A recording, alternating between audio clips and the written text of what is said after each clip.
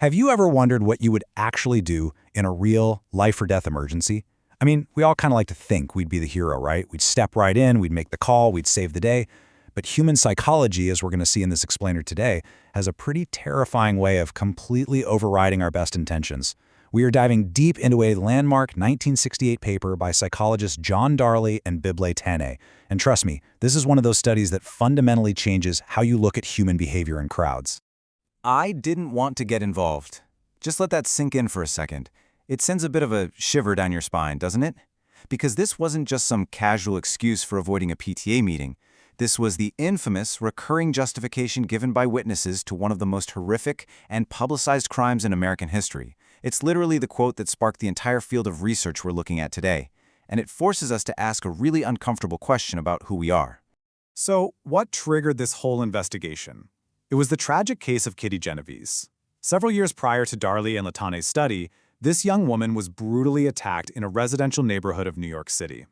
The deeply horrifying detail that the researchers highlight, the thing that really shook the nation, was that the attacker took more than half an hour to end her life. And during that grueling 30-plus minutes, at least 38 witnesses watched from the safety of their apartment windows. Not a single person stepped out, not one person even picked up a telephone to call the police. The question is, why? Well, in the immediate aftermath, society tried desperately to make sense of this total lack of action. And the public reaction? It was swift and it was incredibly cynical. Preachers, professors, news commentators, they all concluded it was just a severe case of moral decay. They blamed things like alienation and the sort of dehumanization that happens when you live in a big city.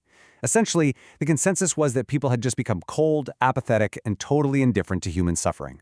But psychologists Darley and Bibb Latané, they weren't buying that apathy narrative at all. So you've got this public theory on one side, the idea that society is just broken and nobody cares anymore. But Darley and Latané proposed a radically different researchers' theory. They hypothesized that the issue wasn't indifference, it was the situation itself. They basically suggested that just having other onlookers around actually weakens the pressure for any single person to step up. They called this the diffusion of responsibility. But, to prove a massive claim like that, they couldn't just hand out a survey. They actually had to put people to the test. So they designed what is now famously known as the intercom experiment. The goal was to recreate the psychological conditions of the Kitty Genovese tragedy right there in a controlled lab setting. They needed a realistic emergency, and this is absolutely crucial, they needed to isolate the subjects so they couldn't just turn and talk to other bystanders. They had to be left entirely alone with their decision to act or not act. To get this right, they had to be incredibly meticulous about their deception. They recruited a bunch of college students, telling them they were just going to be part of a discussion group about the personal problems and pressures of college life in a busy urban environment. It was the perfect cover story. It completely lowered the subject's guards and ensured that the emergency, when it happened, would be a total unscripted shock. So here is how they set the trap. Step 1, the moment a subject arrived, they were ushered straight into a small, individual, isolated room. Step 2, they were told the whole discussion would happen over an intercom system, to preserve anonymity and keep things from getting embarrassing. Plus, a mechanical switch meant only one microphone could be live at a time. So step 3, the setup is locked in. The subject is completely isolated, hooked up to a speaker, fully believing others are listening, and totally unable to check in with them. And that is when they triggered the emergency. During the very first round of this intercom chat, one participant hesitantly confesses that he's actually prone to severe nervous seizures, especially when he's under pressure. Now, spoiler alert, this guy isn't real. He's a pre-recorded voice on a tape. But the subject doesn't know that. When the microphone cycles back to this victim for his second turn, the simulation begins. His voice starts out relatively calm, but it rapidly grows louder and completely incoherent. He is vividly simulating a terrifying medical emergency.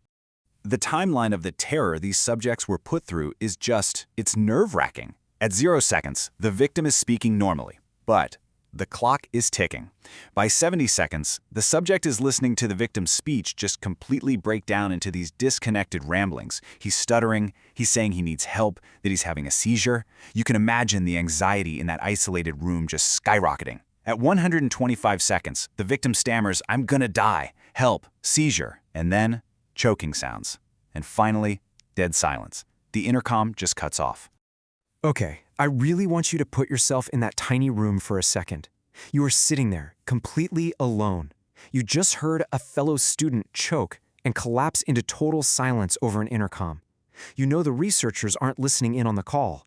What do? Do you sprint out of the room to find help? Now remember, you also believe there are other participants on the line who just heard the exact same horrifying thing. And here is the real evil genius of Darley and Latané's design. The seizure itself, that actually wasn't the variable being tested. The real test was how many other people the subject was led to believe were also on that intercom network. Some subjects were told it was just a one-on-one chat, just them and the victim. Others were told there was one other bystander listening, and a third group was told there were 4 other bystanders on the line. The numbers that came out of this are frankly staggering. The historical data firmly, undeniably proved their hypothesis. The perceived presence of other people had a massive, highly measurable effect on whether someone would get up and try to save a life. It's not just a subtle shift, it's a completely different behavioral outcome. Let's break those historical numbers down because this is wild. When the subject thought they were the absolute only person who heard the seizure, the 2-person group, 85% of them rushed out of the room to report it before the victim was even cut off.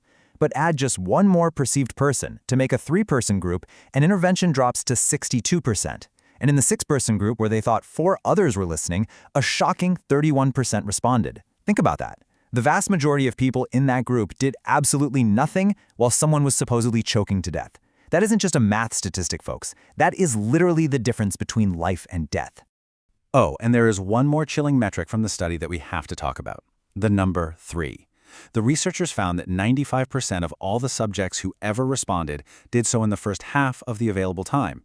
If a subject hadn't reported the emergency within 3 minutes after the fit began, they never did. The window for human intervention closes incredibly fast. So, this brings us right back to our crucial question. We have to revisit that original public assumption. Were the people in this 6-person group, the ones who didn't respond, were they just apathetic? Were they the cold, indifferent monsters the public claimed the Genovese witnesses were? Well, the researchers paid very close attention to the physical and emotional states of these non-responders to find out exactly what was going on in their heads. And what they found completely shattered the myth of apathy. The subjects who didn't help, they weren't sitting there chillingly calm. They were a wreck. They showed extreme physical signs of nervousness. We're talking trembling hands, sweating palms. They were caught in this severe mental tug-of-war. On one hand, they felt awful guilt for not helping, but on the other, they were terrified of overreacting and looking like fools. Or they just rationalized it to themselves, hey, there are so many other people listening, somebody else must already be doing something. They hadn't consciously decided not to respond, they were literally paralyzed by indecision. Which brings us to the formal definition of this incredibly powerful psychological phenomenon: diffusion of responsibility. When you're the only person witnessing an emergency, 100% of the pressure to help rests squarely on your shoulders. It's all you. But when there are others around, that pressure gets divided. The responsibility diffuses, the potential blame diffuses, and tragically, as we've seen, this shared responsibility often results in absolutely zero action being taken by anyone. This really fundamentally reframes how we view human nature, doesn't it? The subjects in this experiment, and quite possibly the witnesses in the Kitty Genovese case, they weren't psychopaths, they weren't emotionally deadened by city living, they were just normal, everyday people subjected to a powerful, invisible situational force. The mere perceived presence of others is a psychological weight, heavy enough to stop us from saving a life. But here is the silver lining. As Darley and Latané concluded, understanding these situational forces is basically the only way we can hope to overcome them. If you know that your brain is hardwired to pass the buck when you're in a crowd, you can actually consciously choose to fight that instinct. So I want to leave you with this provocative thought to take away from our explainer today. Next time you witness an emergency and you look around and see a dozen other people watching, are you going to wait for someone else to act? Or will you remember the diffusion of responsibility, step up, and be the one to break the silence?